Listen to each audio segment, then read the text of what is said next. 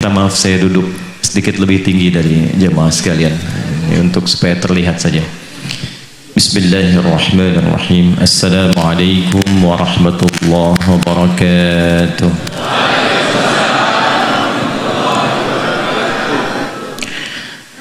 Alhamdulillahilladzi aqsama bis-subhi idza tanaffas. Wassalatu wassalamu ala Rasulillah Nabiyyina Muhammad ibn Abdullah alladhi ub'ida 'ani syaitani idza waswas wa 'ala alihi wa sahbihi wa dhurriyyatihi wa ummatihi ila yaumil mi'ad alladhi fihi natanaffasu ba'd. Bapak dan Ibu sekalian, ada tiga tipikal manusia dalam menghadapi Al-Quran. Ketika berinteraksi dengan Al-Quran, ada tiga golongan manusia. Yang ketiga-tiganya ini nanti dipertunjukkan oleh Allah Subhanahu wa Ta'ala tentang keistimewaan dan keagungan Al-Quran. Dan ketika ditampakkan ini, tetap terjadi tiga bagian golongan ini. Karena sholat berjamaah itu selalu memberikan kesan tersendiri. Jadi apa yang dibacakan oleh imam seringkali aktualnya itu beriringan dengan kebutuhan kita saat mendengar ayat itu. Jadi imam itu tidak mudah, Bu. Imam sholat ya yang saya maksudkan. Itu tidak mudah. Karena terkadang begini, kita sudah merencanakan satu ayat, satu surah yang mau kita baca, setelah waladhdallin bisa berubah. Ya. Karena nengok kadang ke jamaah dulu. Lihat, begitu kita mau mulai, siap-siapnya fusilat, tapi wajah jamaah itu pada ikhlas-ikhlas. Akhirnya surat Al-Ikhlas itu. Ya. Nah, aktualisasinya saya ingin tunjukkan keistimewaannya dulu, baru nanti masuk ke detailnya. Lalu kenapa nanti ada hadis Nabi yang menguatkan itu dan men-challenge kita termasuk pada golongan yang utama. Ya. Yang pertama, kita coba di brainstorming dulu. Coba digali dulu cara berpikir kita supaya benar menempatkan Al-Quran itu sebagai mukjizat, bukan sekedar kita bacaan. Ini bedanya nanti dengan bacaan-bacaan biasa dan juga dengan kitab-kitab suci sebelumnya. Ingat, ada yang hanya sekedar wahyu memberikan penguatan tauhid, ada yang menjadi kurikulum hidup. Nah, Al-Quran ini bukan sekedar wahyu yang mengkonfirmasi keimanan kita, tapi di saat yang bersamaan menjadi kurikulum kehidupan kita sampai kita menghadap Allah Subhanahu wa Ta'ala. Itu ada di Quran surah kedua Al-Baqarah di ayat ke-185. Saking istimewa dan tingginya dipilihkan di malam terbaik, di hari terbaik, di bulan terbaik, oleh malaikat terbaik kepada Rasul terbaik.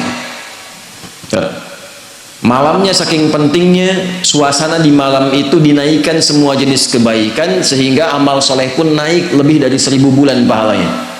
Itu nanti ada di Quran surah ke-97. Inna anzalnahu fi lailatul qadr. Tuh, kenapa pakai lailah tidak pakai lail? Kalau lail itu hanya menunjuk waktu, di waktu malam.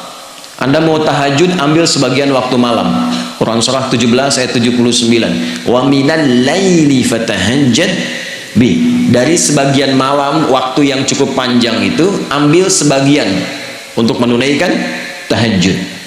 Jadi lail, layali, lela, lili, ya, lala itu malam. Ibu lili, ibu malam-malam. Kalau pakai ta, lailah, berarti ada yang istimewa di malam itu. Karena itu begitu detil diksi Al-Quran itu, ayatnya ketika menampilkan inna anzalnahu fi lailatul qadr, berarti ada yang istimewa di malam itu. Ya, saking istimewanya, malamnya berubah suasananya, berubah nilai pahalanya. Wa ma adraka ma lailatul qadr, lailatul qadri khairum min alfi syahr. Bukan 1000 bulan ya, lebih dari 1000 bulan. Nanti bergantung kadar keikhlasan. Kalau yang berhitung 1000 bulan ya dikasihnya 1000 bulan.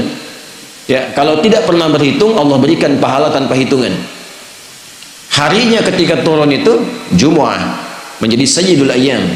Bulannya Ramadan, syahrul Ramadan alladzi unzila fihil Quran. Malaikatnya ketika menerima Al-Quran langsung berubah jadi Sayyidul Malaikah, ya, Jibril, Ruhul Amin. Nabi ketika menerima itu menjadi Sayyidul Anbiya'i wal Mursalin. Tidak ada yang menerima Al-Quran dalam suasana apapun kecuali berubah jadi istimewa. Rasulnya jadi istimewa, malamnya istimewa. Tadi Al-Qadar, malamnya diberkahi. Nanti surahnya Ad-Dukhan, surah ke-44 itu, ya, inna anzalnahu fi lailatin mubarakah. Anda bayangkan. Kemudian turun di Mekah. Nah, ini yang mau saya tunjukkan keistimewaannya. Mekah itu jangan dibayangkan saat ini yang ramai, maju, banyak hotelnya dan sebagainya. Ini saya ilustrasikan ya Bu, Pak. Ini kanan, ini di kiri ini. Ini tisu biarkan saja. Ini lembah. Ya, ini lembahnya nih.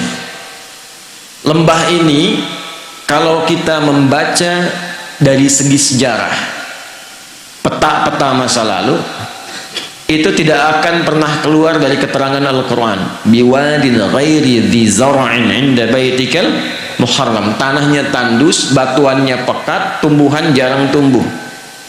Terisolasi keadaannya. Di situ ada yang mulia. Kalaulah tidak ada kemuliaan Al-Bait, Baitullah, kalau nggak ada Ka'bahnya selesai. Diliputi oleh padang pasir, Sahara yang luas. Ini diapit oleh dua kekuatan besar. Di sini ada Romawi dengan imperiumnya, ya. Saking dahsyatnya Romawi, kalau Bapak Ibu nanti ada sempat waktu mengunjungi, itu terbentang Mediterania, ada laut besar Mediterania dari Italia ke Libya, Tunisia sampai ke Turki itu sampai sekarang arsitektur bangunannya peninggalan Romawi masih ada. Saya pernah cukup lama di Tripoli di Libya. Saya kunjungi daerah namanya Leptis Magna. Itu sampai sekarang kolosiumnya, beberapa bangunannya, pondasinya masih ada sampai sekarang untuk menunjukkan betapa dahsyatnya kekuatan Romawi masa itu. Punya peradaban, punya kekuatan. Samping kirinya Persia, Pak. Punya kekaisaran. Ini kan Al-Manar, ya, sifatnya kan manarah. Manarah itu apa? Menara. Menara itu apa? Itu dulu puncak salah satu nilai spiritual tertinggi Persia. Karena ketika mereka mau menyembah, menempatkan api di atas menara. Nanti di era Islam, ketika Islam masuk ke Persia, digantilah, tempatnya tidak dirubah, fungsi tempatnya dirubah, diganti sebagai tempat azan, untuk menunjukkan bahwa setiap tempat penyembahan itu diarahkan kemudian kepada Allah Subhanahu wa Ta'ala. Singkatnya, di sini ada Romawi, di sini ada Persia, dua kekuatan besar. Pertanyaan saya, kenapa Qurannya turunnya di tempat titik yang tadi disebutkan, yang tandus, yang peradaban belum muncul, yang penduduknya sebagian besar pada masa itu banyak yang berbuat kriminal, pemabuk banyak. Ini sering saya informasikan, pemabuk zaman itu yang pemula itu 5 kali sehari, Ustaz. Yang pemula loh, bayangkan yang profesional itu. Kalau ada pencuri, pembegal, itu nggak nanggung, sekampung begal semua. Gifar itu kan kampung begal. Gifar itu kampung begal. Tokohnya Jundub bin Junadah. Jundub bin Junadah itu pemimpin para begal di kampung begal. Ya, nanti kelak masuk Islam, memperkenalkan diri, saya dari kampung begal dulunya. Maka ditambah al di depannya, ujungnya i, Al-Ghifari. Ya, jadi kalau ada yang namanya Al-Ghifari, kampung begal gitu loh. Ya, tapi nanti ada nilainya, belum selesai, baru setengah, jangan pulang dulu. Belum selesai. Kalau ada zina, zinanya hatam, semua jenis zina dikerjakan. Anda bayangkan tuh, ya, membunuh itu sudah biasa. Tokoh-tokohnya dikenang sepanjang zaman itu, kenang sepanjang zaman itu, landscape-nya itu begitu. Ya, keadaan masyarakatnya demikian. Nah, Quran itu kenapa nggak turun di Romawi? Kenapa tidak turun di Persia? Kok turunnya di tempat itu yang terlihatnya tidak ideal? Maka Allah ingin menunjukkan keistimewaan Al-Quran dan keagungan dia, yang bisa merubah tempat yang paling nadir dengan maksiat menjadi khairu ummah, Orangnya berubah jadi orang terbaik di zamannya, tempatnya berubah jadi paling makmur yang melintasi zaman. Dan untuk menutup klaim di kemudian hari, pantas Islam pernah maju turunnya di Romawi. Untuk menghilangkan klaim di kesempatan yang lain, pantas Islam itu hebat turunnya di Persia. Tapi ketika diturunkan di tempat yang paling rendah, belum ada peradaban, belum ada kemajuan, maka Allah ingin membungkam siapapun yang menyangkal keistimewaan Al-Quran. Dibuktikan di setiap zaman, Quran diturunkan di titik yang paling rendah di muka bumi, masyarakatnya paling kontroversial, maksiatnya paling banyak, bisa dirubah oleh Quran dengan satu kilatan yang luar biasa, menjadi manusia terbaik yang dikenang sepanjang zaman. Dan itu dulu orang berubah itu dengan ayat-ayat pendek, Pak, Bu. Ibu kenal Bilal bin Rabah? Ayo, kenal di mana tuh? Ya. Bilal itu kan hafalnya baru Al-Ikhlas coba. Tapi kekuatan Al-Ikhlas itu bisa menajamkan hatinya, pikirannya, dan memberi kekuatan pada fisiknya. Diseret oleh tuannya ke tanah lapang yang luas dalam suasana panas yang tidak biasa. Saya ilustrasikan ya, panas di kita ini masih ada uapnya. Jadi kalau panas kita keluar keringat. Di Timur Tengah itu uapnya tipis, kalau betul-betul panas bisa hilang uap. Kalau hilang uap bukan keringat, itu langsung berubah jadi hitam karena uapnya tipis.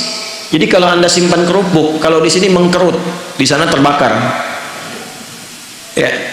Dipanaskan batu, disimpan di dadanya dalam suasana panas, dicambuk, dikatakan irtad. Jawabannya apa? Ahad. Irtad, ahad. Irtad, ahad. Ya, kamu murtad, ahad. Enggak, Tuhan saya esa, qul huwallahu ahad. Itu kalimat satu kata di surat Al-Ikhlas menajamkan hatinya, menguatkan pikirannya, memberikan semangat luar biasa pada fisiknya. Dan datang anugerah Allah. Umar itu cuma 2 huruf berubahnya. Siapa Umar sebelum masuk Islam tuh? Anda paham semua, baca sirahnya, baca sejarahnya. Jangan dilihat Umar sekedar setelah masuk Islamnya, lihat perubahannya. Bagaimana Al-Quran merubah pribadi seseorang menjadi istimewa. Itu kedahsyatan Al-Quran. Umar kan dulu luar biasa sebelum masuk Islam, bahkan berkeinginan membunuh Nabi kan. Di perjalanan yang sangat luar biasa, sebelumnya Nabi doakan diantara 2 Umar kan, memohon pada Allah kebaikan. Di perjalanan hanya mendapatkan informasi saudarinya masuk Islam. Saat sampai ke tempatnya hanya terdengar 2 kalimat dulu tuh, Toha. Anda bayangkan, Toha itu menajamkan sanubari ya, merasakan frekuensi getaran yang tinggi, itu memperlemah semangat buruknya, tiba-tiba tergetar dan berubah jadi baik. Cuman dengan Toha jadi mulia. Anda sudah Al-Kahfi, sudah Yasin, sudah Baqarahan tuh, belum bisa berubah juga. Nah, ini faktornya apa? Kenapa orang dulu mendapatkan cahaya Quran begitu dalam dan merubah tampilan jadi istimewa dan langsung turun kesaksian Allah? Yang mahal tuh ini. Nanti pindah ke Quran surah ketiga Ali Imran ayat 110. Persaksiannya langsung menggunakan bentuk fi'il madhi untuk memberikan inspirasi mudhari. Kuntum khairat ummatin ukhrijat linnasi ta'muruna bil ma'ruf wa tanhauna 'anil munkar wa tu'minuna billah. Ini mahal kalimatnya. Ya, kalian itu benar-benar umat terbaik yang pernah terlahir dan berkehidupan di muka bumi. Jadi teladan. Nah, bagaimana mereka menjadi umat terbaik itu? Ketika mengambil spirit dari Al-Quran dan menerapkan kurikulum yang ada di Al-Quran pada kehidupannya. Jadi Al-Quran itu saking istimewanya bukan sekedar bacaan, Pak Ibu. Membaca itu adalah membuka pintu untuk mengetahui isinya. Anda bagaimana bisa tahu ada informasi di majalah, di internet, Anda akses setiap hari itu kalau nggak bisa baca?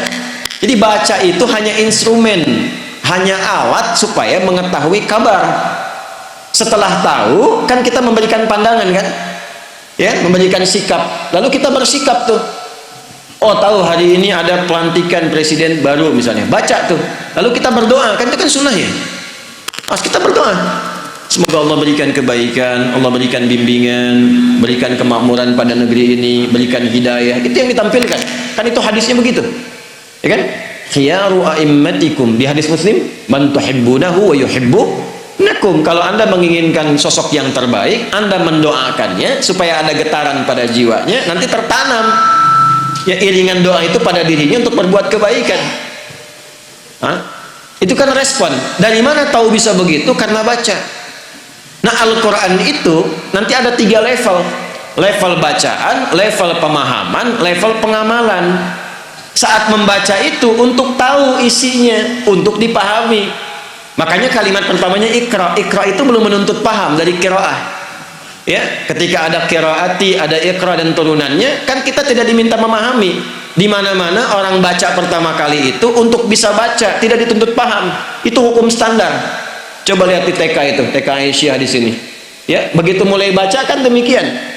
Ini Bapak Budi, ini Budi, ini Ibu Budi, ya, ini anak Budi. Kan nggak pernah ditanya siapa itu Budi. Tinggal di mana Budi? Kan tidak begitu. Ikra juga sama. A fata a fa fata fa lam doma u lu apa lu, gitu kan? Kan gitu aja. Ya, aba kharaja wa dakhala, kan begitu aja. Kan tidak pernah ditanya apa pemaknaannya untuk bisa baca. Setelah itu memahami, maka pindah ke tilawah.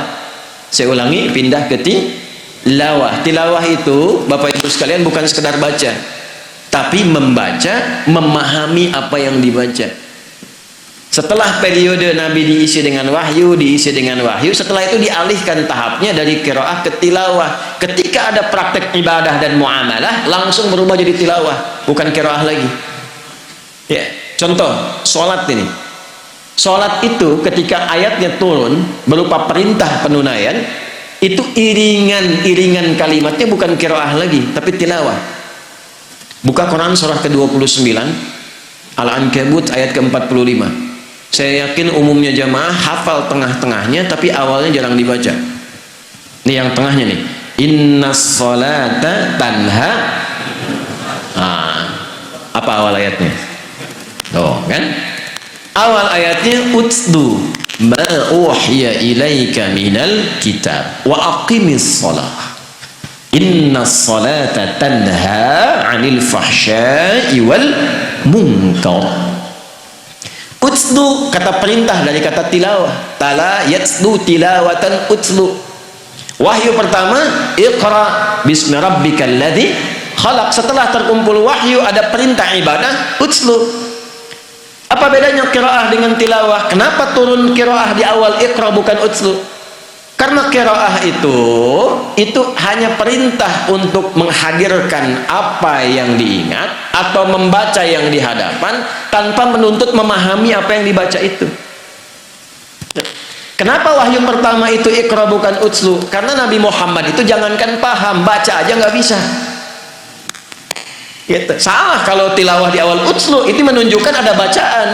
Makanya Nabi mengatakan ikra ma'ana biqari. Saya nggak bisa baca, saya nggak punya hafalan, saya nggak pernah sekolah, saya nggak punya guru. Kenapa dibuat Nabi itu oleh Allah ditetapkan ummi? Untuk menunjukkan Qurannya orisinil, bersumber dari Allah. Litakidi ummiyati Muhammad sallallahu alaihi wasallam, untuk menguatkan Nabi itu seorang ummi, untuk menunjukkan pada semesta bahwa Al-Quran itu orisinil firman Allah, tidak ada campur tangan Nabi Muhammad di dalamnya. Sehingga lepas dari sifat-sifat karya manusia. Ya, lepas. Jadi nggak benar kalau ada orang mengatakan Al-Quran itu produk budaya. Ya, ada karya manusia di dalamnya. Nggak bisa dibuktikan, makanya di-challenge balik oleh Quran. Semua sifatnya beda. Karena bukan makhluk. Kalamullah. Ya, coba contoh begini ya, contoh aja, sederhana aja nih ya, sederhana nih. Semua bacaan karya manusia, sebagus apapun, itu akan ada sifat manusiawi di dalamnya. Contohnya interaksi yang panjang membuat kita bosan. Anda ada buku bacaan bagus sebagus apapun, Anda baca sekali bagus, 2 kali senang, 3 kali bosan, sudah tahu isinya. Ya kan?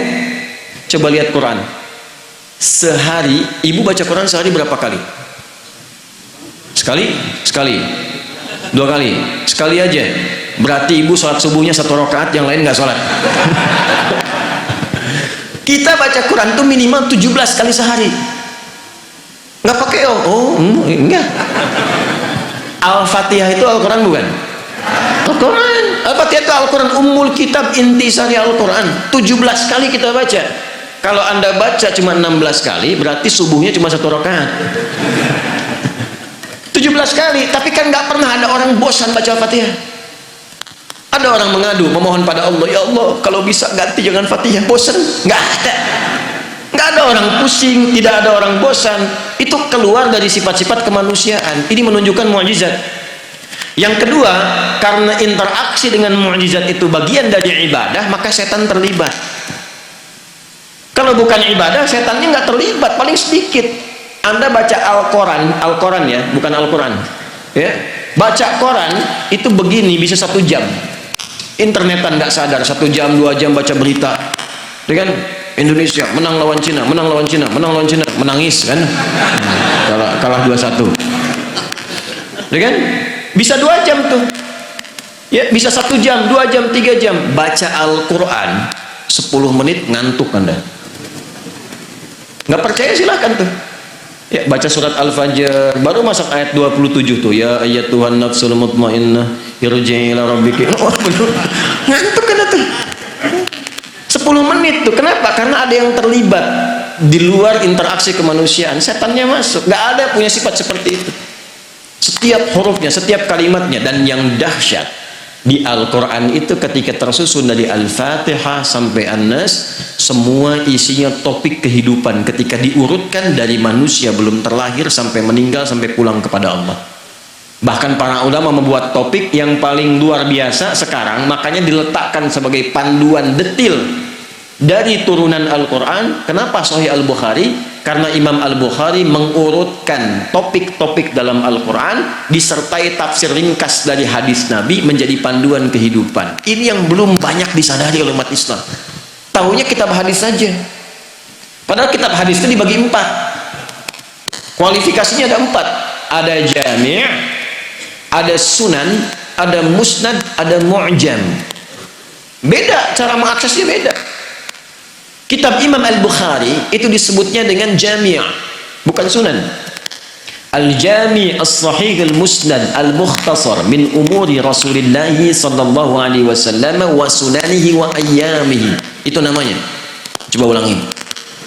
Nah, karena terlampau panjang kita singkat jadi Sahih Al-Bukhari. Asalnya kitab Jami'. Jami' itu kitab hadis yang disusun berdasarkan tema-tema kehidupan secara umum. Makanya dimulai dengan kitab Bad'ul Wahyi, legalitas seorang nabi. Setelah itu kitabul iman, cara menguatkan iman. Setelah itu kitabul ilmi, cara mendapatkan pengetahuan. Ada berapa? Beliau menyusun 97 topik tentang kehidupan. Jadi kalau Anda ingin belajar tentang tema kehidupan yang petunjuknya tersambung sampai ke Nabi dan dipraktekkan dalam keseharian Nabi jadi jalan hidup, wa sunani wa ayyamihi, baca kitab saya. Itu kata Imam Bukhari itu. Diurut. Itu bukan cuma hadis di dalamnya. Topik ilmu, ayatnya apa, subtopiknya apa, ada subtopiknya. Dari mulai cara mencari ilmu, cara menghafal, menjaga hafalan, sampai mencari hari yang sesuai untuk belajar.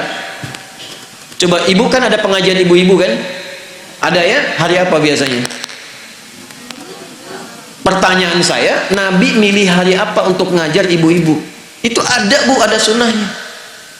Sampai ketika ibu-ibu datang kepada Nabi, ya Rasulullah, enak laki-laki ya, belajar hadis gampang, pengen ini gampang, kami bagaimana? Kata Nabi, tetapkan hari A di kediamannya si B, membahasnya ini. Datang ibu-ibu bawa anak, langsung direspon oleh Nabi. Nabi langsung komen bu. Dan sahabat-sahabat perempuan langsung like and subscribe, nggak komen lagi.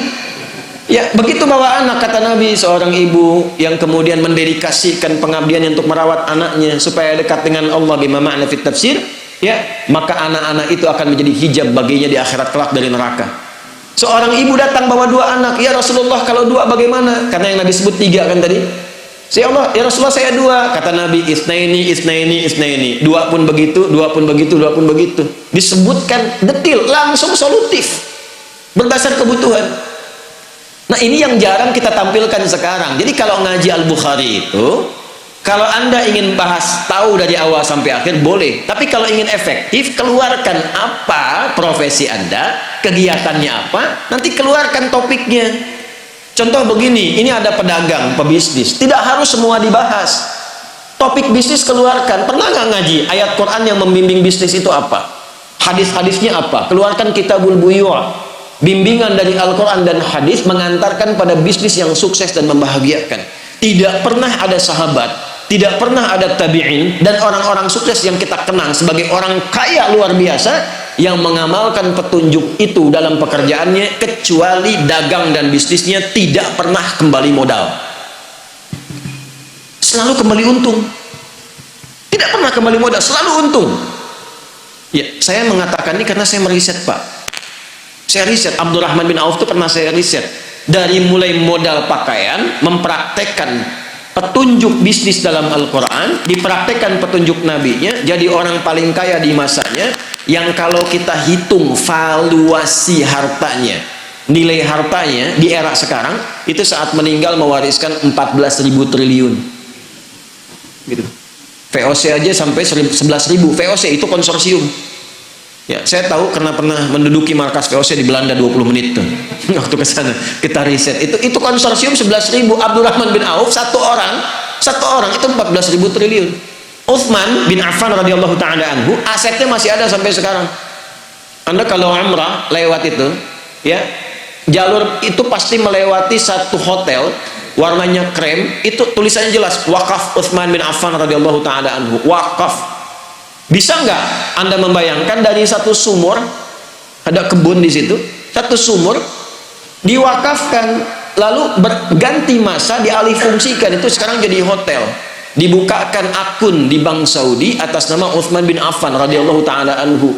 Setiap ada penghasilan dimasukkan ke situ, disedekahkan untuk kepentingan umat Islam. Orangnya sudah wafat 15 abad yang lalu, nggak ada orangnya, akunnya ada. Kita orangnya ada, akunnya nggak ada. Ada cek.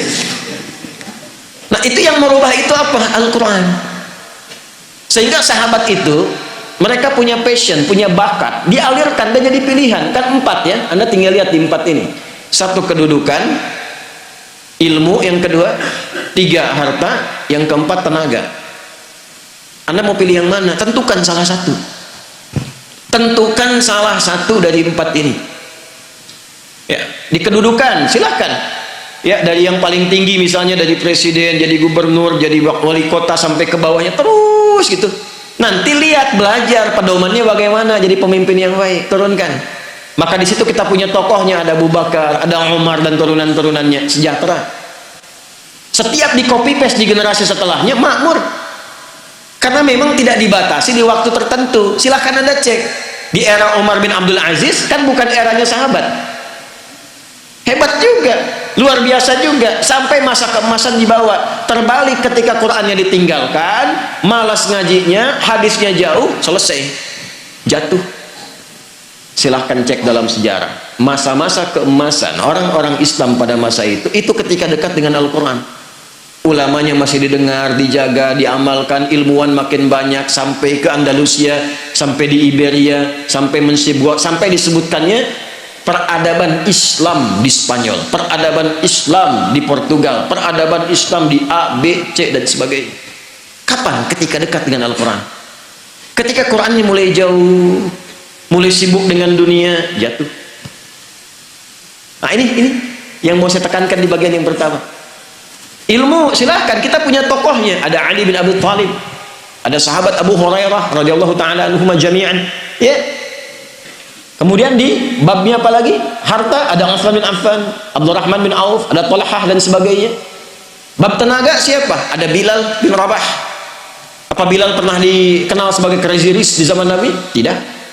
Bagawan pengetahuan? Tidak. Punya kedudukan? Tidak. Apa pekerjaannya? Adzan. Tapi pernah nggak Anda mendengar begini? Bilal cemburu pada hartanya Utsman? Pernah? Tidak. Bilal cemburu pada ilmunya Ali? Pernah? Tidak. Kenapa? Karena mereka sudah memutuskan pilihan. Saya memilih yang ini sebagai bekal pulang kepada Allah. Jadi nggak ada cemburu pada yang lain karena punya jalan hidup. Saya memilih adzan. Kenapa? Karena saat adzan Allahu Akbar, Allahu Akbar, begitu selesai Nabi komen, aku mendengar suara tapak kaki Bilal itu di taman surga. dan dari teriakannya itu dipanjangkan lehernya, kata kiasan, maksudnya diberikan keutamaan dari suara adzannya. Bilal begitu dengar, adzan aja saya udah ke surga, ngapain saya capek kayak Utsman tuh kan. Makanya beliau pilih itu jadi kebanggaan. Anda bayangkan, setelah Nabi meninggal itu dikejar-kejar, dicari Pak Bilal ada di mana, sembunyi mempertahankan passionnya, sembunyi, ditawari ketua Mahkamah Agung. Tuh. Anda bayangkan, itu kan penawarannya tinggi, itu hakim agung tertinggi, ditawarin ngumpet di pedalaman. Akhirnya karena nggak bisa, bagaimana dirayunya? Adzan aja deh, baru mau datang. Jadi tapi begitu sampai asyhadu anna Muhammad Rasulullah, pingsan karena membayangkan kenangan bersama Nabi, membayangkan keutamaan. Akhirnya balik lagi. Jadi kebanggaan itu kalau diolah Ustadz Fatur ya di Majlis Tabligh itu jadi fikih marbot. Bangga sebagai seorang muadzin ya, dan sudah khatam, jadi nggak berpikir yang lain lagi. Rizki kan sudah teratur, asal Anda bergerak Allah kirimkan. Profesi itu kan cuma perbedaan dalam mencarinya saja. Yang dosen, yang arsitek, yang dokter, itu cuma perbedaan dalam mencarinya. Kuota rizkinya teratur. Walladzi qaddara fahada, telah ditetapkan, diberi petunjuk, tinggal ikhtiar, rizki dapat. Jadi biasa-biasa saja. Orang dulu tuh biasa-biasa saja, menganggap Abdurrahman bin Auf biasa-biasa saja. Kata Nabi, ya, ini kalimat yang sangat viral ini. Kalimat sangat viral. Beliau itu tidak khawatir dengan orang Islam yang kaya, karena kaya itu biasa saja. Yang khawatir itu yang tak mampu memanage kekayaannya. Jadi biasa-biasa saja, tidak usah berlebihan. Sama saja dengan yang ngambil tenaga, dengan yang ngambil ilmu, dengan yang ngambil kedudukan. Yang membedakan cara memanage, cara mengolahnya. Kalau kita punya fikihnya jadi kebanggaan.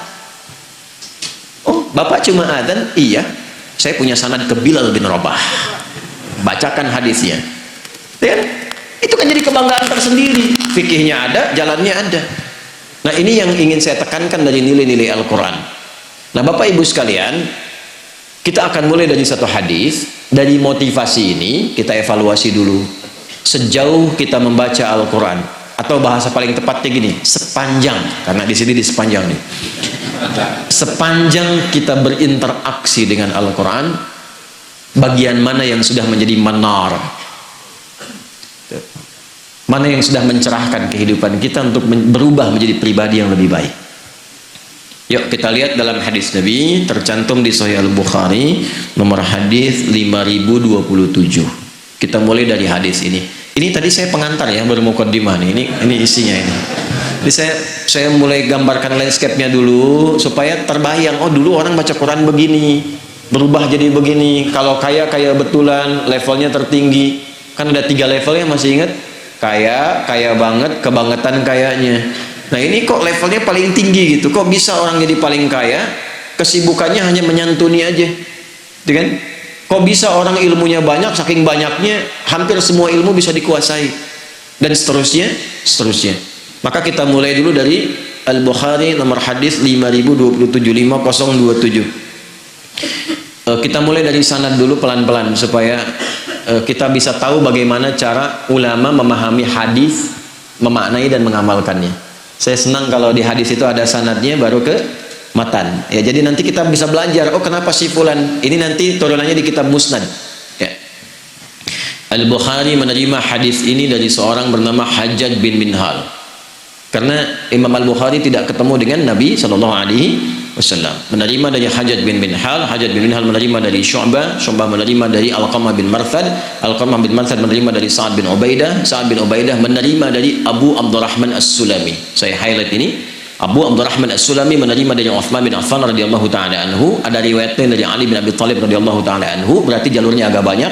Dari Nabi sallallahu alaihi wasallam, beliau bersabda, qala Rasulullah sallallahu alaihi wasallam, khairukum man ta'allama al-Qur'ana wa 'allama.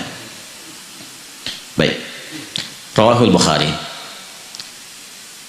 Bapak Ibu, hadis itu disebut hadis secara umum kalau memiliki 2 unsur. Unsur ini seperti sayap burung. Satu sayap bermasalah, dia nggak bisa terbang. Satu bagian dari 2 unsur di hadis bermasalah, kualitasnya menurun. bahkan bisa menjadi masalah untuk tidak diamalkan. Pertama disebut sanad namanya. Apa namanya? Sanad. Transmisi orang-orang yang meriwayatkan hadis ini dicari sampai kepada Nabi sumber pertamanya. Itu keunggulan dalam Islam. Dari mana dapatnya? Sipulan sampai ke Nabi. Dan itu pun ada 5 syarat lagi, nggak boleh sembarangan. Kalau sembarangan setiap orang bisa klaim. Ya. Syaratnya 5. Mattasala isnaduhu binaqlil 'adl dhabiti 'anil 'adl dhabiti min ghairi syudzin wala 'illatin qadihatin. Harus tersambung. Orangnya mesti adil kualifikasinya, mesti dhabit. Ya, adil itu nanti timbangan pengetahuan dan kebijaksanaan. Yang kedua dhabit, hafalannya kuat. Kuat itu nanti tidak berubah titik jadi koma, jadi muttarib hadisnya. Turun kualitas, bisa jadi hasan. Cuman titik koma. Ingatannya mesti konsisten, ya. Mesti konsisten ingatannya. Nah, kemudian setelah itu terus sampai tidak boleh ada aib pada orangnya, dicek dulu. Kalau misalnya suka ngarang-ngarang gitu kan, itu nanti hadisnya bisa ditolak karena sulit dibedakan mana karangan, mana hadis. Nanti ada 3M, ya, mungkar, matruk, dan maudhu'. Ini secara singkat saja dulu. Tentang hadis dhaif jiddan, hasan, munqati' misalnya, mu'dal dan sebagainya, itu masalah sanad. Jadi kalau Anda dengar hadisnya dhaif, itu berarti sanadnya yang bermasalah. Kenapa harus dicek orangnya? Supaya tidak ada fitnah pada isi hadisnya. Pantas orangnya begini, yang meriwayatkannya saja tukang mabok misalnya, gitu ya. Makanya dicek dari awal, kualifikasi orangnya mesti benar, terhormat karena yang disampaikan dari sosok yang paling terhormat, yaitu Nabi Muhammad sallallahu alaihi wasallam.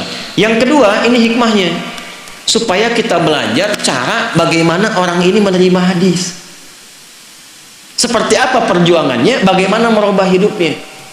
Jadi kalau Bapak Ibu ingin meneladani sesuai dengan profesi dan aspeknya, tinggal ambil orang itu. Kitabnya namanya Musnad, Bu. Yang paling populer Musnad Imam Ahmad. Contoh, Anda pengen punya anak pintar yang hebat ilmu, ahli Quran, belajar dari Ibnu Abbas. Ibnu Abbas itu bagaimana cara belajarnya? Maka bisa dilacak dari hadisnya, 2000 hadis. Cek Musnad Ahmad, gimana perjalanan hidupnya sampai jadi mufti di usia 13 tahun. Ibu perempuan di Aisyah, berapa banyak ibu sudah ngaji hadis-hadisnya Sayyidah Aisyah. Orang tahunya beliau istri Nabi, lupa kalau beliau itu seorang mufti perempuan, lupa kalau beliau ahli kedokteran. Itu lihat figurnya, ahli kedokteran, itu Sayyidah Aisyah. Seorang mufti, seorang pengajar, seorang dosen di kalangan sahabat, Sayyidah Aisyah. Sayyidah Fatimah itu perawat, Bu, nurse, she was nurse. Ya, beliau seorang perawat, ahli di bidang perawatan. Itu Sayyidah Fatimah radhiyallahu taala anha. Berapa hadis yang diriwayatkan? Antum seorang apa? Cek aja profesinya apa, lacak di kitabnya, lihat bagaimana perjalanan hidupnya, keluarkan hadis-hadisnya. Begitu cara kita mendalaminya. Nah, ini Abu Abdurrahman As-Sulami. Ini sosok orang yang paling banyak terlibat dalam periwayatan hadis-hadis terkait Al-Quran. Jadi kalau ada yang mau ngaji, mau menghafal Quran dan sebagainya, ini contoh paling ideal, tersambung dari tabi'in, itu Abu Abdurrahman As-Sulami. Perhatikan komentarnya. Akhadtul Qur'ana an aqwamin. Saya itu kalau belajar Quran, saya belajar dari sekelompok orang-orang dari kalangan sahabat. Bukan 1-2 guru. Nah, ini menunjukkan satu, Al-Quran butuh guru. Nggak bisa sembarangan. Baca saja butuh guru, apalagi paham. Baca butuh guru, karena Al-Quran itu unik. Ada yang dibaca biasa tiba-tiba jadi Bismillahirrahmanirrahim. Ya. Kemudian ada yang biasa alaihi jadi alaihu, alaihullah. Ya. Hurufnya sama, harakatnya bisa beda. Alif lam mim dengan alam. Kalau kita nggak tahu harakat, gimana cara bedakannya? Panjangnya, pendeknya, dan sebagainya. Mesti ada guru. Itu keutamaan Al-Quran. Sehingga terjaga antara bacaan, hafalan dengan tulisan. Saling mengkonfirmasi. Itu satu. Yang kedua, Bapak Ibu, ini yang paling menarik nih. Saya belajar itu tidak pernah melampaui 5 ayat. Paling banyak pun 10. Lalu saya pahami. Diajarkan oleh para sahabat. Ini artinya ini, maknanya ini, artinya ini, maknanya ini. Maka kami belajar Al-Quran dengan bacaan, ilmu, dan amalnya sekaligus. Manhajnya. Nanti standar perubahannya apa? Disebutkan dalam hadisnya, baru kita masuk ke hadis. Jadi yang pertama kalau pengen ngaji dari bacaan mesti ada guru. Ya, makanya dulu itu dikodifikasikan oleh para ulama, dihimpun jadi tajwid namanya. Tahsin belum ada dulu, adanya tajwid. Karena kalau sudah tajwid itu tidak mengharuskan ada tahsin. Ya, awas catat kalimatnya. Apa tajwid definisinya? Ada kitab namanya Hidayatul Mustafid fi Ilmi Tajwid. Itu kecil tipis tapi maknanya dalam. At-tajwidu lughatan al-isyanu bil jayyidi wa istilahan ilmun yu'rafu bihi haqqahu wa mustahaqqahu min as-sifati wal mududi wa ghairi dhalika kat tarqiqi wa tafhimi wa nahwihima. Ma ghayatu ilmi at-tajwidi ghayatuhu bulughun nihayati fi itqani lafzil qur'ani alamatu luqiyya min al-hadrati nabawiyyati afsahiyyati wa qila ghayatuhu sawnul lisani 'anil khata'i fi ada'i kitabillahi ta'ala. Paham? Tidak. Tajwid itu singkatnya menghadirkan bacaan Al-Quran dengan baik dan benar sesuai hukumnya seperti diajarkan Nabi. Jadi kalau mengajar Anda guru Quran, ajarkan yang baik dan benar. Kalau sudah baik dan benar, bacaannya bagus, ya sudah tahsin. Kenapa ditahsin? Karena diajarkannya tidak baik dan benar atau kurang baik dan benar. Nih, saya kasih rahasia. Kan setiap tempat kemudian ada satu rahasia ya. Di Sidoarjo rahasia kan, Surabaya kemarin Al-Badar rahasia. Di sini saya kasih rahasia antara kita saja nih. Quran itu kalau dibacanya benar, itu Anda sekaligus belajar tajwid untuk memudahkan bacaan berikutnya. Ibu 20 ayat saja benar, itu kesananya akan mudah bacanya. Sampai ayat 72 benar, tinggal gharib muskilah, tinggal alaihu, tinggal tahu tempatnya aja. Yang lainnya semua akan benar. Tapi kalau Anda nggak sabar, pelan-pelan itu Anda akan dikoreksi 6.236 ayat, 30 juz. Jadi kalau dapat guru yang bagus, ketat dari awal, bersyukurlah pada Allah karena dia memudahkan Anda. Cuman 20 ayat dulu aja, setelahnya kesananya gampang. Ini saya ambil contoh ya. Saya langsung ke Al-Baqarah saja untuk memudahkan. Ayat 2 aja ya. Kan alif lam mim mewakili makharijul huruf dari bawah ini. Ya, adnal halaq, di sini ada a dengan h. A enggak ada sekatnya. Kemudian terus sampai dengan kelam, ke lidah sampai ke bibir mim. Baik ya? Perhatikan. Za, alif lam mim. Dzalikal kitabul la raiba fihi hudal lil muttaqin. Saya tanya Bu sebentar, antara za dengan da, za dengan da paling susah mana? Hah? Za atau da? Za atau da? Da. Baik, perhatikan baik-baik. Itu dua digabungkan. Da itu paling mudah karena tinggal meledakkan, ledakan dari dalam. Qutbulah, dikeluarkan dari dalam, keluar. Da. Jadi nahannya di sini. Makanya disebut qalqalah. Ada 5, qaf, ta, ba, jim, dal. Ya kan? Da. Tapi za tahan dulu sedikit dengan gigitan ini. Gigi awal belajarnya. Lidahnya gigit sedikit. Da. Ya, nanti pulang dari sini Pak, da. Dari mana Pak? Da. Ya, yang mau saya katakan bukan itu. Setelah Anda lancar da dan bisa bedakan dengan da, dzalika da huda, dzalikal kitabu la raiba fi huda. Setelah bisa bedakan da dengan da, dipindahkan da ke zi. Ayat 3-nya zi. Alladzina, dzalikal kitab. Ayat 3-nya alladzina yu'minuna bil ghaib. Ya, Anda sudah lancar za dengan zi, di sering tertukar dengan za. Kan 3 itu tuh sering bertemu tuh, da kemudian za dengan za. Ya, setelah lancar za, zi pindah ke za. Z. Maka disatukan alladzina yu'minuna bil ghaibi wa yuqimuna sholata wa mimma razaq. Za muncul. Setelah tahu za ketemu zi. Ayat 4. Walladzina yu'minuna bima zi. Za jadi zi. Za di za zi. Itu dilatih kita. Za di za di za zi za zi za di za zi zi za. lancar lisan kita. Kalau sudah lancar ke situ, kesananya gampang. Idza zulzilatil ardu zilzalaha. Karena sudah dilatih di awal, kesananya benar semua. Tapi kalau dibaik-baikin, dimudah-mudahin, kesananya dari izazul jadi ijajul. Itu dijilat-jilat. Kan jadi salah bacaan tuh. Ya, paham sampai sini nggak? Jadi kalau kita teruskan bacaannya dengan benar, kesananya gampang, sampai nanti ketemu antara tha dengan sa, ketemu semua. Ya.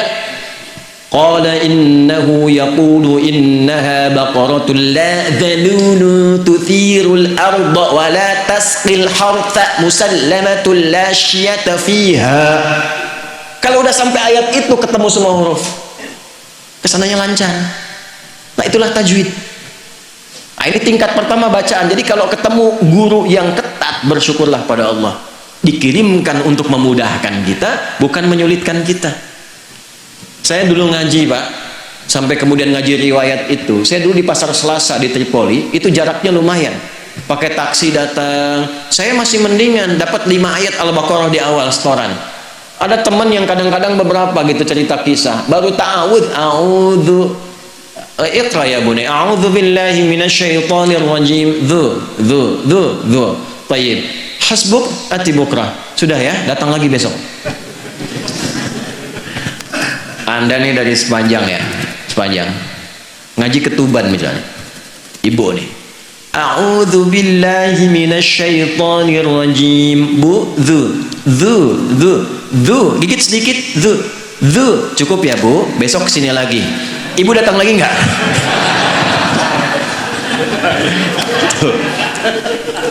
Guru yang bagus tuh placement test dulu tuh, kayak tupel begitu kan, dicek dulu, suruh baca. Ternyata ketika baca satu ayat itu sudah bisa menganalisis kelemahannya apa saja di lisannya. Besoknya datang dijelaskan, dibimbing satu-satu. Itu yang melakukan itu dulu namanya Imam Nafi'. Punya 2 murid hebat namanya Qalun dan Warsh dari Madinah. Bu, kalau orang Madinah itu ganteng tidak? Ganteng, putih tidak? Masya Allah, rambutnya lurus, hidungnya mancung, Masya Allah. Yang ini tinggi, kulitnya hitam, keriting rambutnya, kemudian ya mohon maaf telinganya agak kurang mendengar dengan baik. Imam Nafi' itu, tapi disebutnya Nafi' al-Madani dari Madinah. Kalau Quran sudah masuk pada diri seseorang, merubah segalanya, nggak ada semua timbangan fisik. Beliau itu keunggulannya satu, bisa melihat kesalahan orang dari gerakan bibirnya saja. Imam Nafi' al-Madani. Yang kedua, setiap beliau bicara keluar harum dari mulutnya. Keluar, tercium bau aroma harum dari mulutnya. Saking dahsyat Quran dalam dirinya. Biasanya orang kan meninggal dulu baru harumnya tiba. Ini hidupnya sudah dengan Quran. Itu ketika bicara keluar bau wangi. Anda kalau ngaji riwayat tuh tahu tentang Imam Nafi'. Punya 2 murid nanti Qalun dengan Warsh. Itu kalau sudah melihat muridnya baca, walaupun telinganya kurang mendengar dengan baik, cuma melihat tahu gerakan dari gerakan bibirnya. Nah, itu cara baca. Setelah benar bacanya, pindah ke tilawah. Nah, cara memahaminya ini yang mau saya katakan. Qala Rasulullah sallallahu alaihi wasallam, ini poinnya. Saya cuma punya waktu sampai jam 6 ya. Sekali kita maksimalkan dengan baik. Terserah kalau Anda mau sampai zuhur silahkan. Saya jam 6 pamit.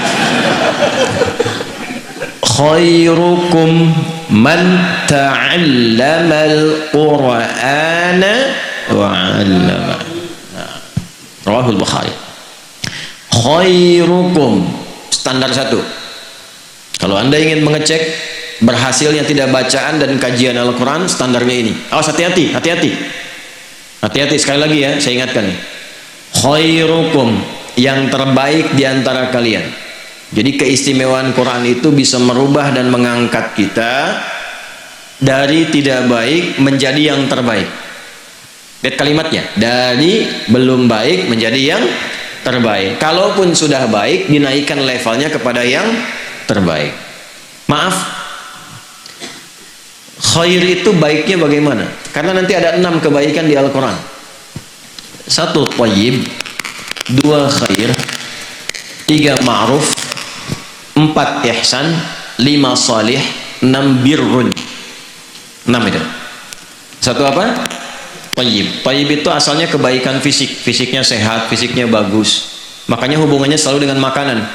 Tayyib pertama di Quran surah kedua ayat 168. Ya ayyuhan nasu kulu mimma fil ardi halalan thayyibah. Bahasa singkatnya, semua manusia silahkan konsumsi makanan, cari kerja supaya bisa makan dengan cara yang halal dan yang membaikkan untuk fisik, yang menyehatkan.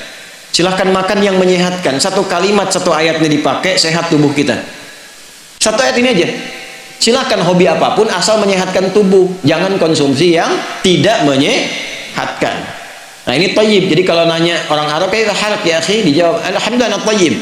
Tayyib itu artinya apa? Fisik saya baik nih, sehat. Tapi ada orang fisiknya sehat, fisiknya baik, belum tentu dia punya sifat yang baik. Ya kan? Belum tentu punya sifat yang baik. Kan ada dulu tuh namanya tayyib. Fisiknya sehat, bagus, tapi kan 2 kali puasa, 2 kali lebaran nggak pulang-pulang dia. Nggak tahu apa masalahnya itu. Nah, ada orang fisik bagus, pakai jas, pakai dasi, tapi kok pencuri juga, penipu juga, tidak punya sifat baik. Ketika kebaikan fisik diisi dengan kebaikan sifat, maka berubah katanya dari thayyib menjadi khair. Jadi apa? Nah, Al-Quran itu bisa memberikan sinar pada diri kita sehingga mengaktifkan sifat-sifat baik dalam diri kita. Kalau orang semua sifatnya sudah baik, jujur, sabar, rendah hati, itu sifat. Kalau sifat ini dikumpulkan seluruhnya menjadi takwa namanya. Ya, secara singkatnya itu takwa itu akumulasi, gabungan dari semua sifat baik. Kenapa setiap ada ibadah selalu bersanding dengan takwa? Karena ibadah itu menjadi stimulan, ya, untuk mengangkat semua sifat itu supaya keluar jadi baik. Barusan sholat kan? Apa ukuran keberhasilannya? Kalau pahala tergantung keikhlasan.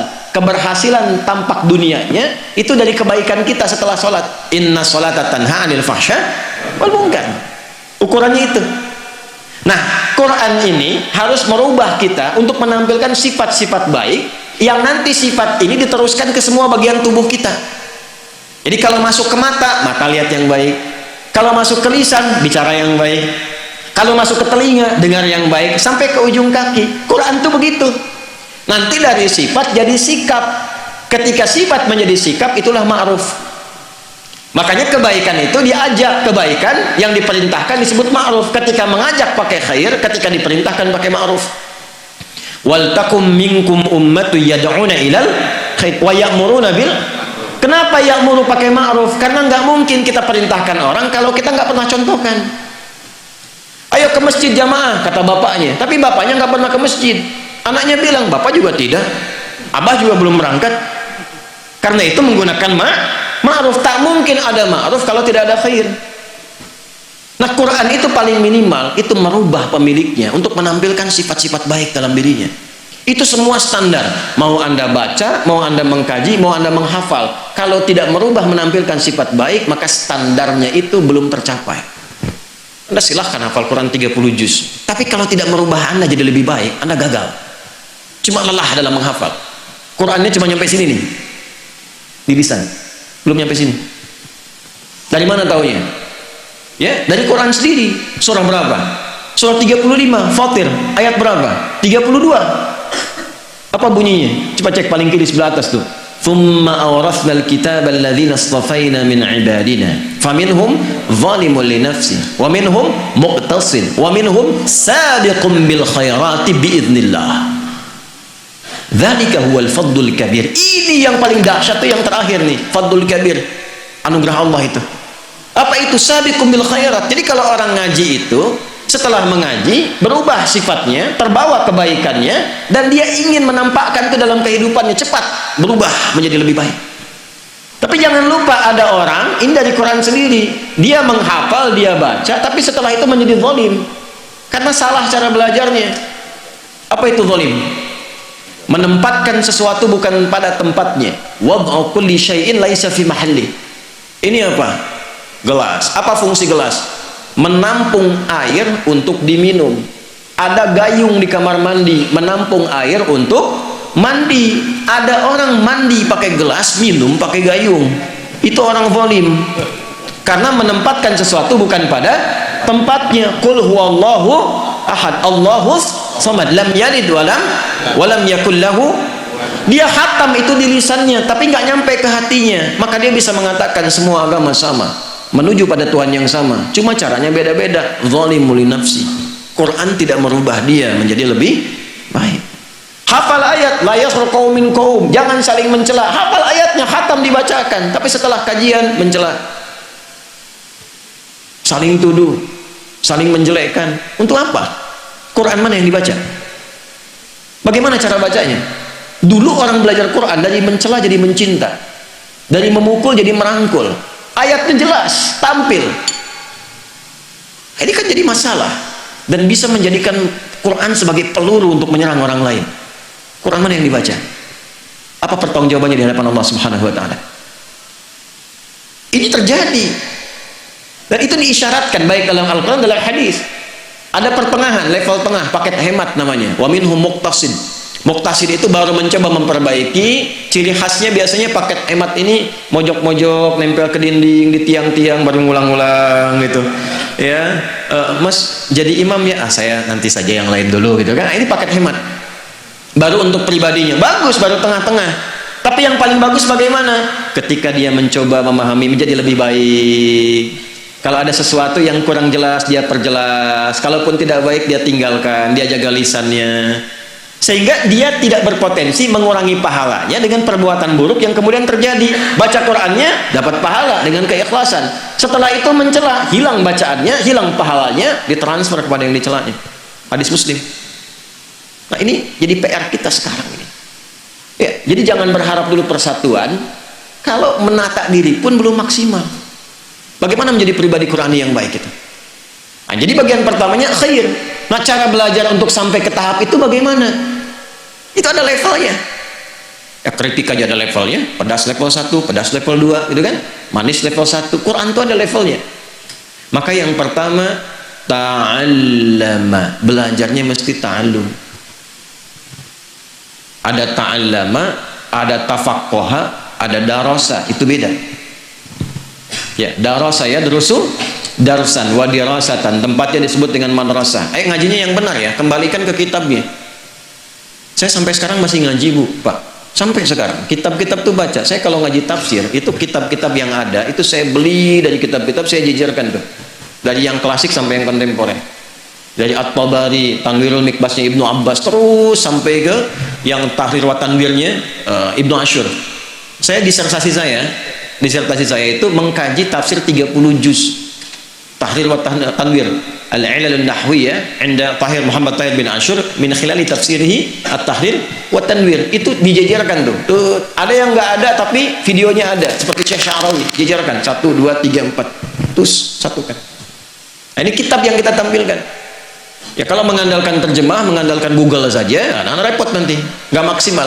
Untuk memudahkan nanti kita gambarkan. Makanya sering kadang-kadang ada papan tulis untuk menguraikan supaya bisa divisualisasikan. Intisarinya ini. Itu dari kitab itu. Ya bukan dari YouTube, bukan dari Google. Ya ngajinya bukan tabayatubu YouTuban, gitu kan? Tak-taka yu taktiku tektokan, gitu kan? Fasbaka yu Facebookan, gitu ya. Kita kembalikan ke sorof. Kalau ngaji sorof, nahu kita ngaji dari jurumiyah sampai alfiyah. Al-kalamu wa lafdul mufidu bil wad'i wa aqsamu thalathatu ismun wa filun wa harfun wa amal ismun wa kalimatun dalat ala manan fi nafsi, dan seterusnya sampai ke alfiyah.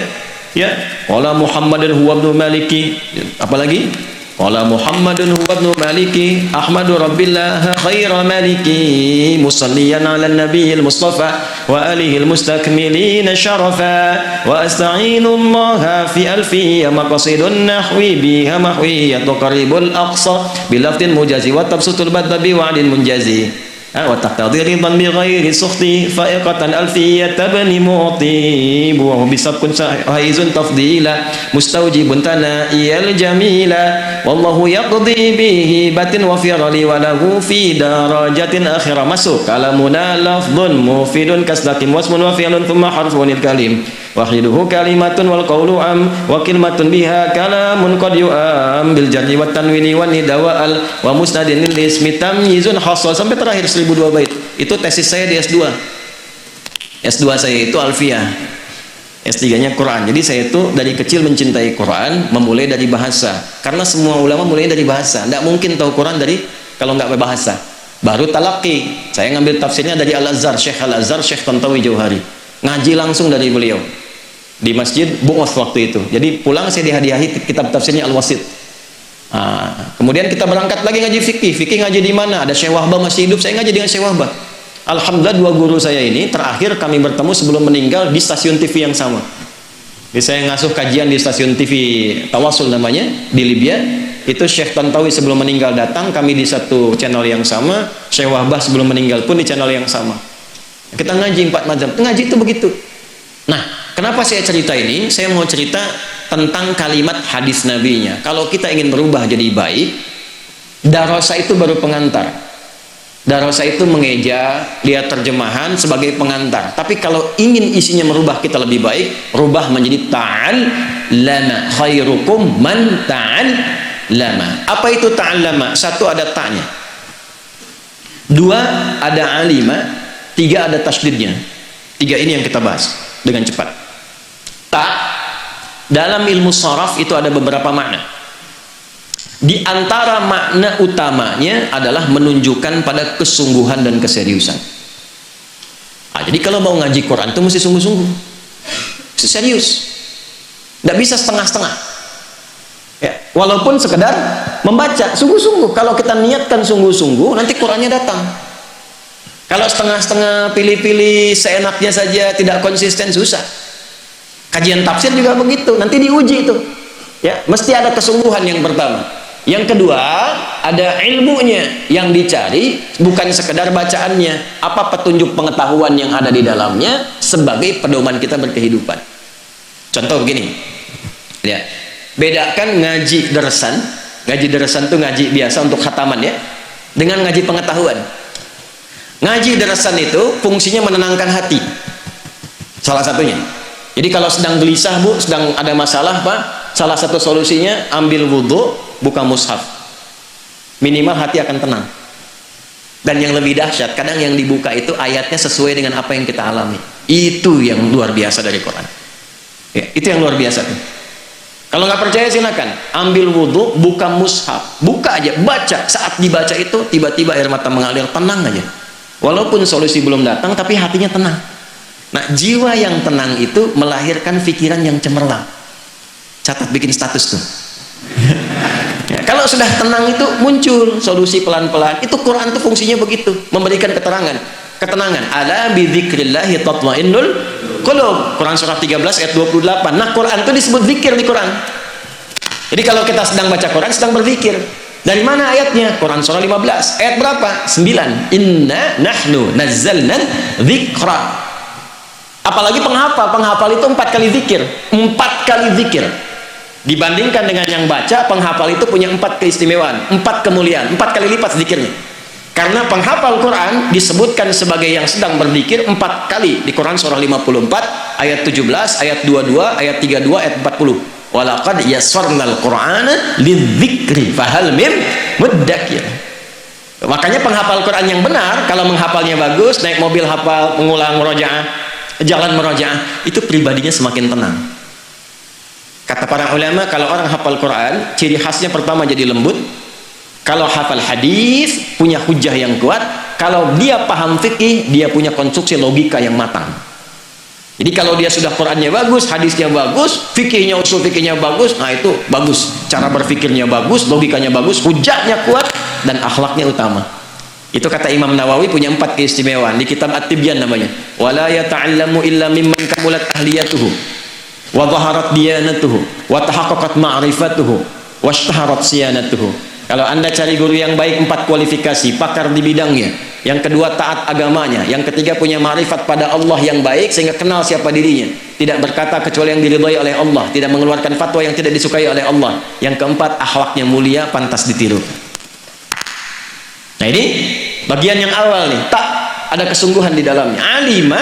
Nah, kalau tadi darasa itu hanya menenangkan hati, tambahan untuk khatam, menambah pahala. 1 hurufnya berapa? Itu ibu kalau ngitung. Kalau pakai ilmu arud, di bahasa itu ada 4 ilmu terapan Bu. 1 nahwu, kedua saraf, ketiga balaghah. Balaghah bagi 3 lagi ya, ma'ani, bayan, badi'. Yang keempat arud. Arud itu bukan hanya ilmu untuk menyusun syair. Tapi saat yang bersamaan kita bisa membedakan mana syair, mana Quran, mana hitungan pahalanya. Itu. Sampai di situ karena saya belajar tuh. Saya nulis kitab di ilmu arud. Ya, saya nulis kitab di ilmu arud. Ya. Ini cukup menarik. Misal gini, di arud itu ada 16 rumus. Ini maaf ya, kita urutkan dulu. Ada tawil misalnya. Tawilun lahu dunal bukhuri fadailu fa'ulun mafa'ilun fa'ulun mafa'ilu kifana bki min dzikri habibin wa manzili bisaqtili wa baina dakhuli fahawmali. Ada rojas mustaf'ilun mustaf'ilun mustaf'ilun mustaf'ilun mustaf'ilun mustaf'ilun sautu safiril bulbuli hayya qalbi thamili alma'u wa zahru ma'a ma zahri lahdul muqali fa anta ya sayyidani wa sayyidi wa maulali fakam tayammuni ghazailun uqayqali qataftuhu min wajdatin min fini hadar rajuli faqala la la la la faqad ghada muharwili wal walad wali wali ya wailali faqultu la tuwal wili wa bayyinul lu'lu ali qalat lahu hina kadha in radidul muqali kahatan kakailali tabuli. Coba ulang tuh ya. Nah, madid ini yang paling populer. Mufa'alatun mufa'alatun fa'ilatun tala'al badru alaina min thaniyatil wada'. Itu asalnya iramanya irama-irama syair. Irama syair. Nah, yang mau saya katakan gini, kenapa ini saya tampilkan bukan ingin menunjukkan saya hafal, bukan. Sebagus-bagusnya irama syair nggak bisa dipakai baca Quran.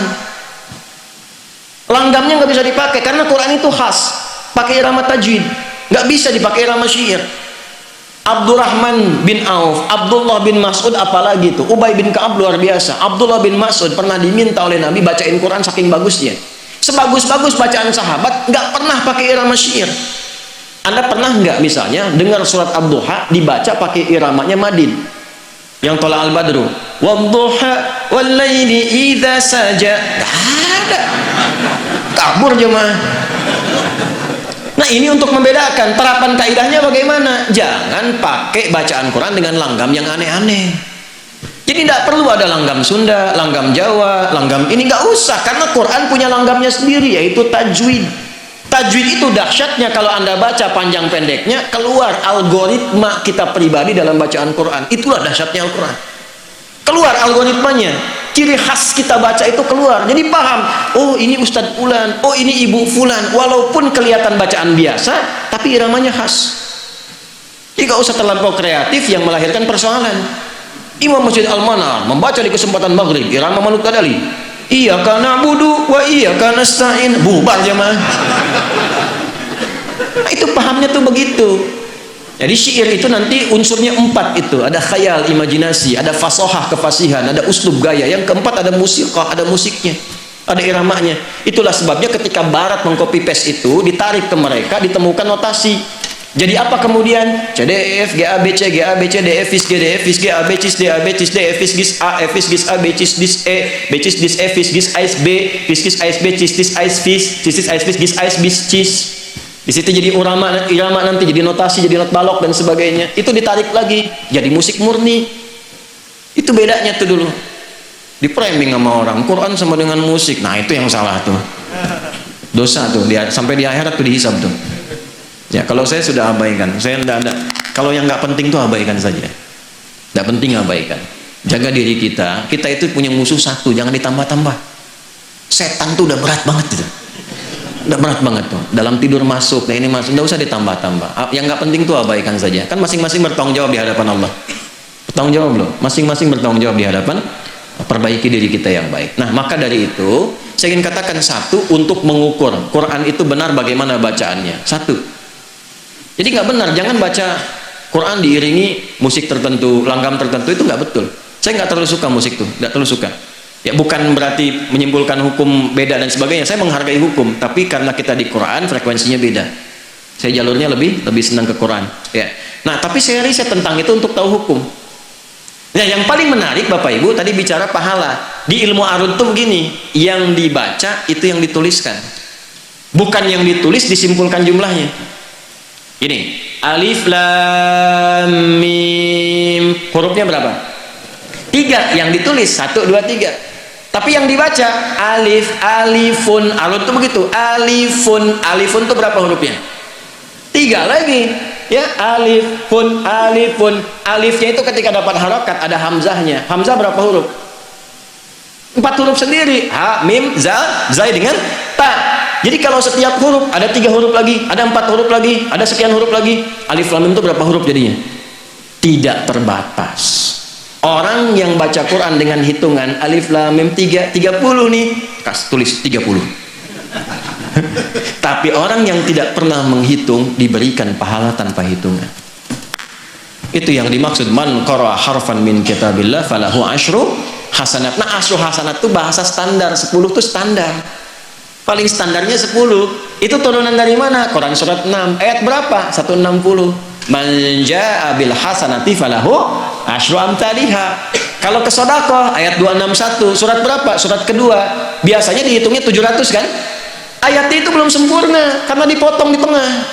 Matsalul ladzina yunfiquna amwalahum fi sabilillah kamatsali habbah ambatat sab'a sanabil fi kulli sumbulatin mi'atu habbah. Cuma sampai sini dipotongnya, Ustaz. 1 kali 7 kali 100 700. Enggak diteruskan ayatnya. Kalau diteruskan wallahu yudha'ifu liman yasha. Siapa lima yasha di situ? Yang tidak pernah berhitung. Anda infak Jumatan tuh, misalnya di Almanar ada kotak jalan, itu bukan mobil-mobilan ya. Tak infak tuh, tak infak. Anda masukkan 1000, dihitung 700, lumayan 700.000, ditulis 700.000. Tapi bagi yang tidak pernah berhitung, mungkin dikalikannya bisa 1 miliar, 2 miliar, bergantung kadar keikhlasannya. Baca ayatnya lengkapi gitu. Nah itu jarang kita ulas. Kenapa? Karena baru darosa, belum ta'allama. Jadi itu menambah keikhlasan sekaligus meningkatkan kualitas iman. Nah, itulah yang Nabi sampaikan. Kalau kajian kita ke Quran ingin membuat kita lebih baik, 1, sungguh-sungguh ngajinya. Yang kedua, keluarkan aspek pengetahuannya. Yang ketiga, ada tasdidnya. Tasdid itu dari kata syiddah, sesuatu yang nggak mudah. Makanya hurufnya double. Double itu 2 kali lipat motivasinya. Ya, jadi kalau Anda ingin menemukan yang begini, tidak mudah perjuangannya. Apakah Anda kira datang ke sini langsung tiba-tiba datang? Tidak. Nulis waktunya, ada yang nginep, ada yang pengen sap pertama, ada yang dorong, ada yang ini. Butuh perjuangan, Pak. Nyari jodoh aja butuh perjuangan. Masa nyari Allah nggak ada perjuangan? Ya, itu. Nah, ini bagian pertama. Jadi tugas Majelis Tabligh apa? Nah, ini saya menyimpulkan ke situ. Tugas Majelis Tabligh harus menyiapkan kadar-kadar ahli Quran yang bisa memahami dengan ilmu dan mengajarkannya. Karena di Muhammadiyah itu dasarnya sederhana, di MKCH Al-Quran dan Sunnah. Gerakannya ada 4, gerakan Islam, gerakan dakwah, gerakan tajdid, gerakan tanwir. Gerakan Islam namanya harakah Islamiyah. Islamiyah itu ada ya nisbah, ada tak sifat. Taknya membentuk karakter, yaknya nisbat. Jadi semua yang masuk ini di persyarikatan ini mesti punya karakter Islami. Sudah Islami belum tuh? Bicaranya Islami enggak? Kerjanya Islami enggak? Dakwah, bagaimana nilai Islami itu dipancarkan dalam kehidupan? Tajdid, ada perubahan, nilainya diterapkan dalam kehidupan. Ada hadis di Abu Daud nomor 4291 di Sahihnya. Nanti Imam Syakhawi itu punya kitab bagus di halaman 149 itu nanti ada satu hadis dari Abu Hurairah. Ya, innallaha yab'atsu fi kulli ra'si mi'ati sanatin man yujadidu laha dinaha. Allah itu akan menyiapkan, mengutus orang-orang pilihan di setiap 100 tahun yang bisa menghadirkan tajdid tentang agama dalam lingkup kehidupannya. Maka ini tugas nih. Dari tajdid di tanwir dipancarkan dalam kehidupan. Maka ini mohon ya dicek nanti. Ini kan sepanjang Sidoarjo masuk nanti ada Surabaya, Jatim nih Ustaz, ini Ustaz Solihin ya, dan kawan-kawan di mana sultannya ini, Sultanul Amin ya, dan Prof Jainuri ya, nanti semuanya. Ini PR nih, sampai ke BDM, PCM, sampai ke ranting semua, coba disiapkan. Kalau yang potensial bacaan Qurannya bagus, mau belajar, mau beasiswa, ya, disiapkan berapa banyak dari sini. Nanti kirim ke Jogja di Tabligh Institute. Nanti kita akan pilih, dimasukkan ke spesialisasi. Yang pengen Quran siapa? Tafsir. Nanti jurusannya kemana? Kalau keluar negeri kemana nih? Apakah ke Ummul Qura? Apakah ke Al-Azhar? Apakah ke Madinah? Kita siapkan sampai ke situ. Ya, nanti maksudnya apa? Besok-besok, insya Allah ada kadar. Saya kan meninggal. Kan saya pasti meninggal. Ustaz Rahman meninggal. Ustaz Solihin meninggal. Kita semua meninggal. Mesti ada yang gantikan. Itu sudah pasti. Meninggal itu pasti. Bisa Anda duluan, saya belakangan, bisa. Bisa. Atau memang ya sesuai fitrahnya ditukar bisa. Saya belakangan Anda duluan, ya mungkin. Itu pasti terjadi. Nah, caranya bagaimana melahirkan ulama yang lebih baik lagi? Ya, saya pengen nanti dari Sepajang ada ulamanya, Surabaya ada ulamanya, Tuban ada ulama yang betulan, yang wara, yang thiqah, yang khasyah, yang dekat dengan Allah. Tuh ya. Doa Bu, doa Pak ya, doa yang ikhlas itu. Yang ikhlas itu mahal. Mahal ikhlas. Jadi doakan juga saya. Doakan supaya betul dakwah ini, supaya betul, supaya ikhlas, diampuni Allah. Ya, karena gini, yang paling celaka itu, maaf, jamaahnya nyari akhirat, ustadznya nyari dunia, itu celaka itu. Celaka itu. Ngajar kayak retorika kali paling benar, kali paling bagus, ternyata dunia isinya itu orang paling pertama dilempar ke neraka itu. Ya, oke, tolong didoakan ya, doakan yang betul. Ini juga ikhlas. Kita di tabligh itu mesti yang pertama kali ikhlas itu. Ikhlas tuh kaidah pertama itu. Nah, abaikan yang macam-macam tuh pasti, kalau mau jadi kiai itu pasti juga ada godaan dan ada tantangan dan macam-macam ya. Itu bagian dari tantangannya. Saya kira Bapak Ibu sekalian, terima kasih. Kita akhiri dengan doa kifaratul majlis. Subhanakallahumma rabbana wa bihamdika asyhadu an la ilaha illa anta nastaghfiruka wa natubu ilaik. Walhamdulillahirabbil alamin. Assalamualaikum warahmatullahi wabarakatuh.